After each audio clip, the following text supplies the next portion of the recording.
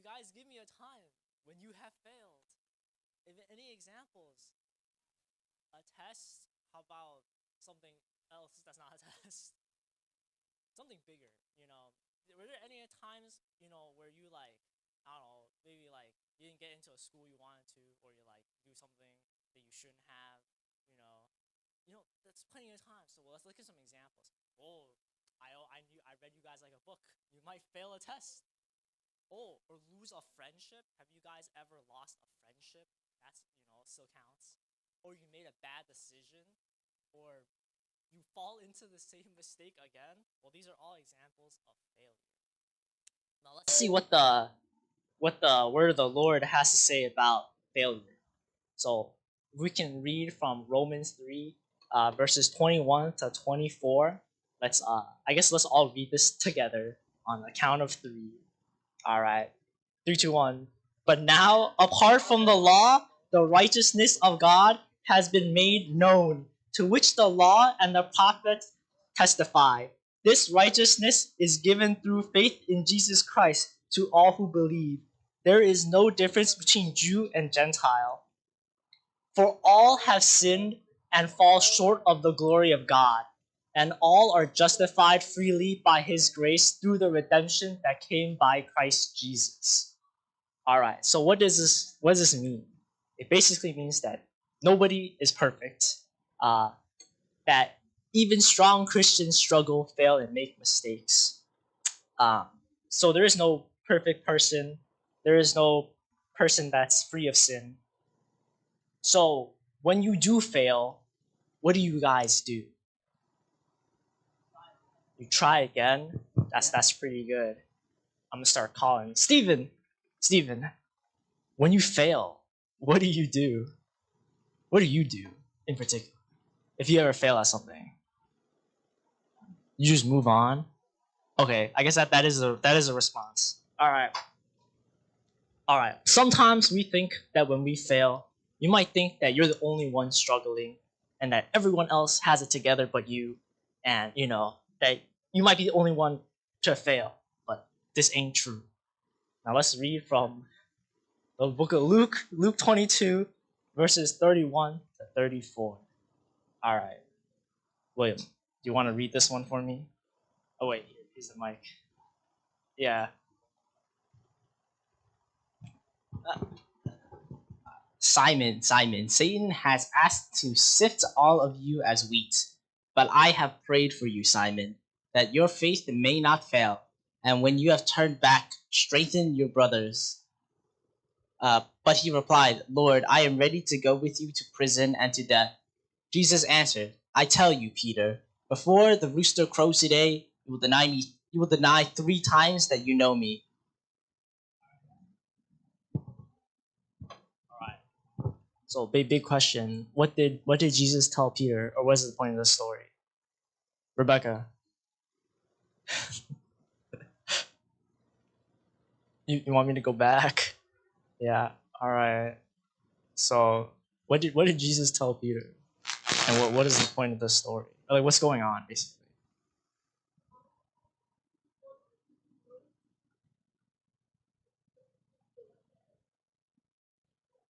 Okay. Yeah. That's basically what Jesus said. So the point of this story is that this Simon Peter guy, he's like, I'm with you, Jesus, forever. I'll never betray you. I'm your best friend. And then Jesus is like like 2 hours from now, you're gonna disown me. You're gonna tell me that you're not my friend. Like you openly admit that you're not my friend anymore. And then I guess this kind of shocks Peter. All right, yeah. So Peter would deny Jesus 3 times. So why do you think Jesus told Peter this? And what was going to happen to Jesus too? Okay, this is a little like subtext reading, but William, do you know why Jesus told Peter this? Or do you know what's going on? Yeah, yeah. He's going to be crucified? Yes. Yes. So we will investigate why Jesus told Peter this. But what was happening was this is like the Last Supper. This is literally happening in the Last Supper. Jesus is about to get betrayed by Judas. and a bunch of Roman soldiers are going to pick him up and arrest him. So that's literally what's going to happen. So let's continue reading. All right, Luke 22, 54 to 60. I guess I'll just read this. Then seizing Jesus, the Romans, all right, they led him away and took him into the house of the high priest. Peter followed at a distance. And when some there had kindled a fire in the middle of the courtyard and had sat down together, Peter sat down with them. A servant girl saw him seated there in the firelight. She looked closely at him and said, "This man was hit with him." But he denied it. "Woman, I don't know him," he said. A little later, someone else saw him and said, "You are also one of them." "Man, I am not," Peter replied. About an hour later, another asserted, "Certainly this fellow was with him, for he is a Galilean." Peter replied, "Man, I don't know what you're talking about." Just as he was speaking, the rooster crowed. All right. So, why did Peter deny Jesus? Okay, yeah. This is an SAT question. This is like reading between the Why did he deny that he was an apostle? You know, why would he do that? He was Jesus' best friend.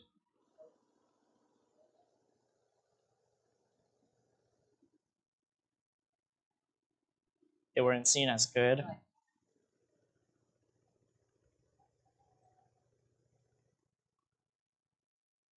Yes. Yes. Yeah.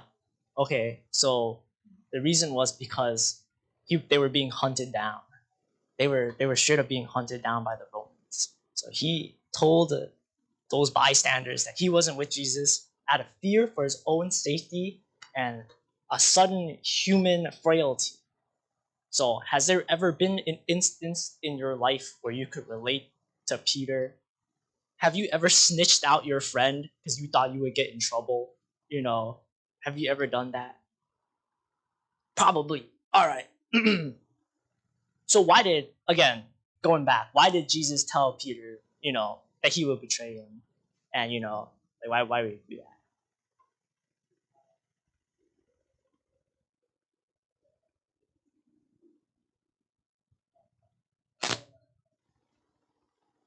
That it's okay to fail?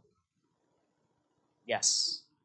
Well, it's to warn him of his impending failure, to address his overconfidence, to prepare him for his restoration after the resurrection. So, yeah, basically, he was telling Peter this because Peter was saying that he would never fail Jesus.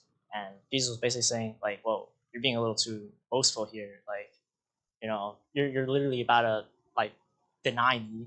And also, he was telling him this because it was an unstoppable thing. He was just telling him that this is his future and you're gonna fail. It was like, it's okay. Like, I already know. All right. Let's read from Luke 22, 61, 62. So just the continuation. The Lord turned and looked straight at Peter. Then Peter remembered the word the Lord had spoken to him. "Before the rooster crows today, you will disown me 3 times." And then he went outside and wept bitterly. All right. So Peter was not a bad person. He did love Jesus, but in this moment of fear, he failed, and he denied Jesus, said that he wasn't his friend. So sometimes we fail too. So these are some reasons why we might fail. It's either through fear, like in Peter, or peer pressure to do something that we shouldn't, or insecurities, or temptation, or just human weakness. And this just goes to show that even strong believers like Peter, who was like probably like the strongest disciple, even he could fail too. So basically, failure does not define who you are. Peter failed, but he was not a failure. And sometimes we let one mistake define us, one bad decision, or one failure, one moment we regret. But we shouldn't do that because God sees more than your worst moments. Your identity is not found in your past or your mistakes or what other people think about. All right. So after Jesus was killed and then he was resurrected, he met Peter by the sea, and so this is like right after he like betrayed Jesus, and then Jesus he didn't yell at Peter or reject him, even though Peter rejected Jesus. So this is what happened in the book of John 21 from verse 15 to 17. So when they had finished eating, Jesus said to Simon Peter, Simon, son of John, do you love me more than these? And then he responded, yes, Lord, he said. You know that I love you, Jesus said. Feed my lambs. Again, Jesus said, son of John, do you love me? He answered, yes, Lord. You know that I love you. Jesus said, take care of my sheep. The third time he said to him, Simon, son of John, do you love me? Peter was hurt because Jesus asked him the third time, do you love me? He said, Lord, you know all things. You know that I love you. Jesus said, well, feed my sheep. So basically, Jesus responds to failure with grace and restoration. He forgives people. He does not. God does not cancel people just because they mess up. He gives them another chance. He restores people.